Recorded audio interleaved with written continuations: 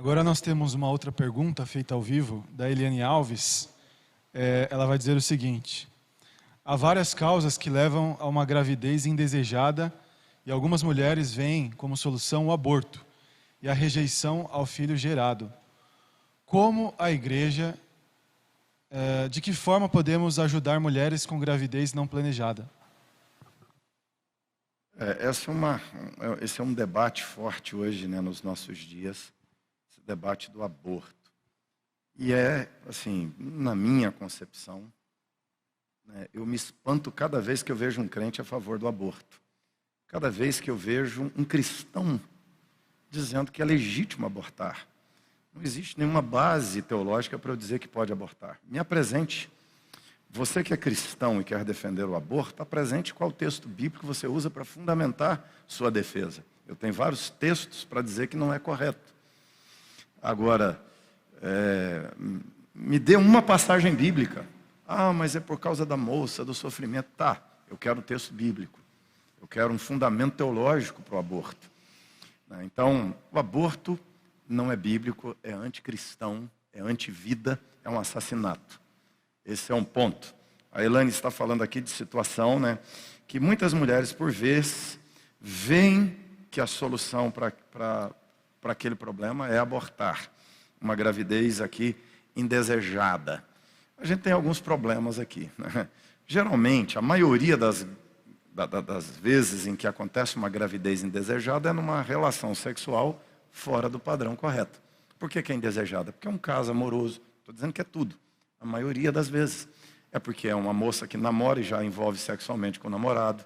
É porque é um sujeito que abusa da menina lá e explora, e aí agora apareceu uma gravidez para atrapalhar.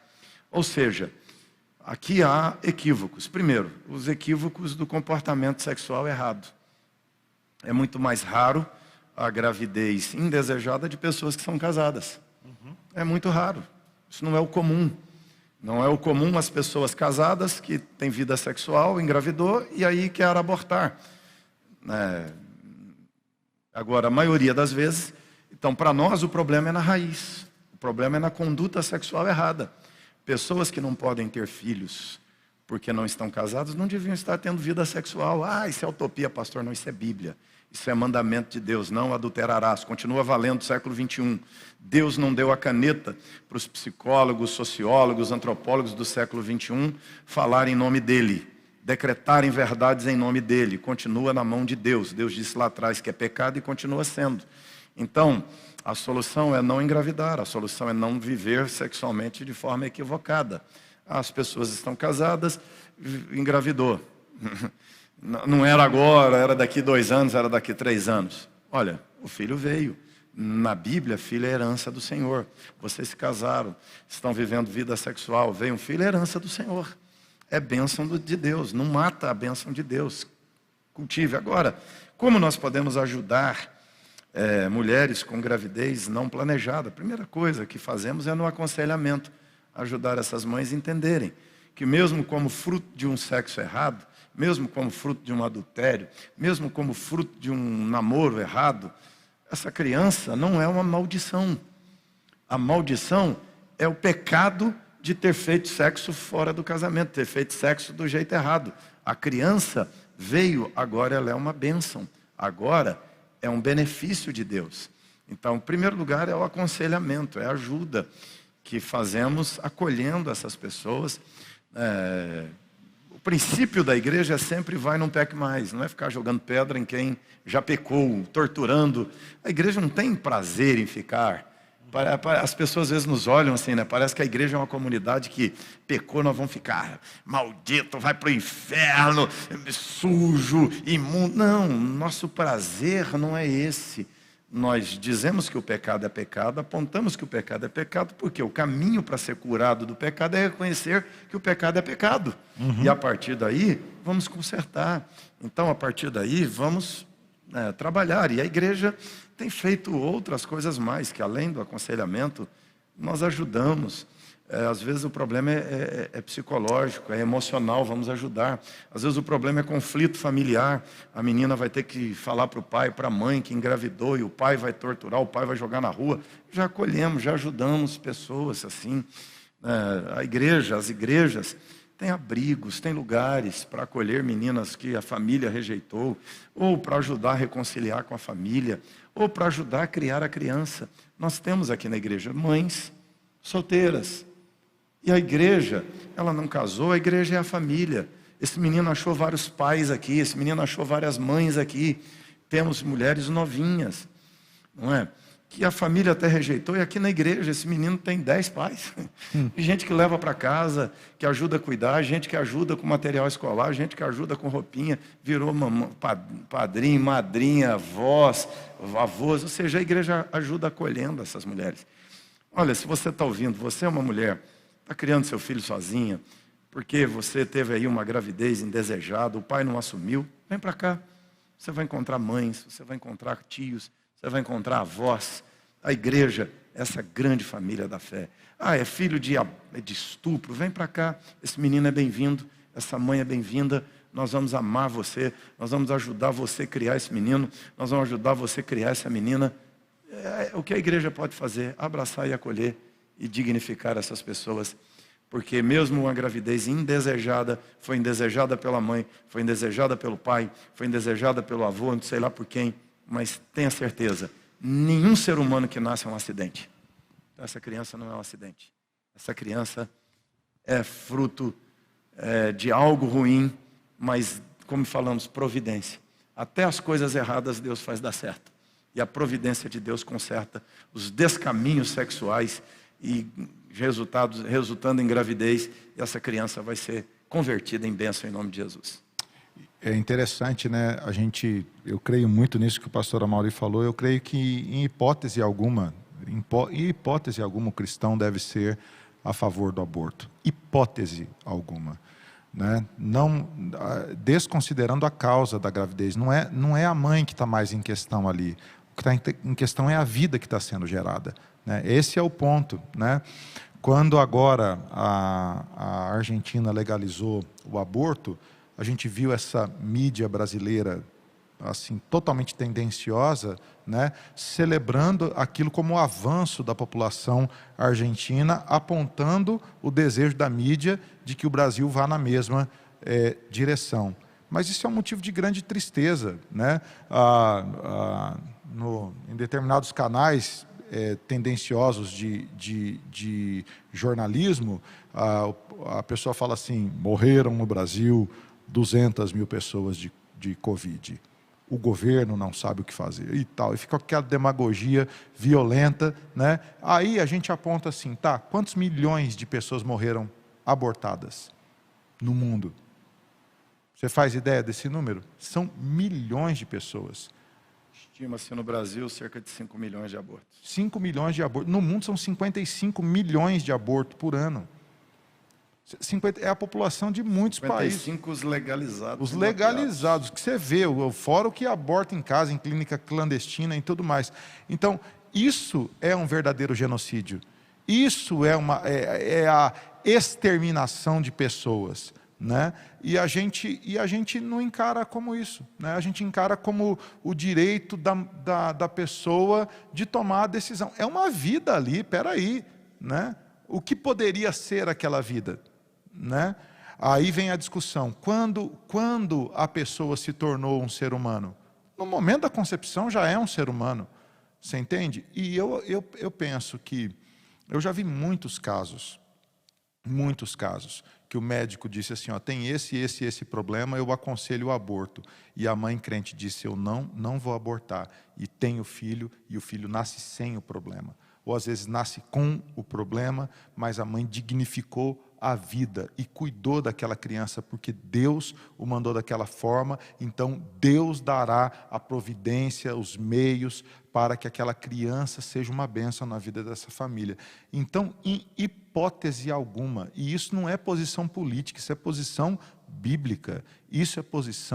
bíblica, né? Eu já vi muita gente que enfim, nasceu de forma indesejada e que foi uma grande bênção para o mundo, né? Nós temos muitas biografias, muitas histórias, né? Então, enfim, essa é uma luta a favor da vida contra o egoísmo, né?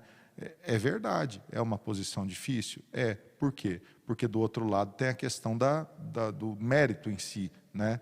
O mérito em si, do porquê engravidou, né? Mas isso está tão banalizado no mundo hoje, né, que você tem pílula do dia seguinte, você tem a pessoa que não quer ter o filho porque se aventurou sexualmente com alguém que não queria, né? O desespero de um casal, uma vez que eu aconselhei, do marido que pulou a cerca, engravidou a colega de trabalho, e a mulher desesperada, mandando a outra abortar, a outra não abortava, e a mulher falando, se você não abortar, eu me mato. Olha que situação. Você entende? E o bonito do Dom Juan, né, pegando todo mundo lá, fez o negócio. Agora, o que a criança que está no ventre da amante tem a ver com esse rolo todo aí? Você entende? O que tem a ver uma coisa com a outra? Né? Qual é a posição cristã? Nasça um menino. Nasça um menino. Aproveitando o gancho, quando esse tema é levantado, muitas vezes as pessoas usam como argumento, né, em favor do aborto, da legalização do aborto, a questão da saúde pública. Mais ou menos como se o aborto sempre vai existir, e os abortos são clandestinos e tudo mais. Eu gostaria de saber dos pastores também, mais ou menos. Então legaliza maconha por saúde pública, cocaína, porque daí você fecha as bocas de fumo e vende cocaína na farmácia. Essa é a ideia até de alguns. Essa é a defesa de alguns, né? A história. Mas não é, eu acho que assim, a questão, né, é o princípio da vida. A vida é preciosa. Há um discurso contraditório de quem diz defender a vida e defende o aborto ao mesmo tempo. A turma que é contra a pena de morte de um ladrão, um assassino, que sabemos, se for solto, vai voltar a matar, porque mata, porque gosta mesmo, mas eles defendem, né, a não pena de morte para esse sujeito e defendem o aborto daquela criança, né, no ventre da mãe. Mas para nós o princípio da vida é que é inviolável, ele é fundamental. Eu estava aqui me lembrando agora, eu pastoreei uma irmã, não vou falar aqui nomes para preservar, mas ela me impactou demais. É uma médica ginecologista e ela engravidou e no meio do processo da gravidez ela descobriu que a criança era anencéfala. E todos os colegas de trabalho a pressionaram fortemente para abortar aquela criança.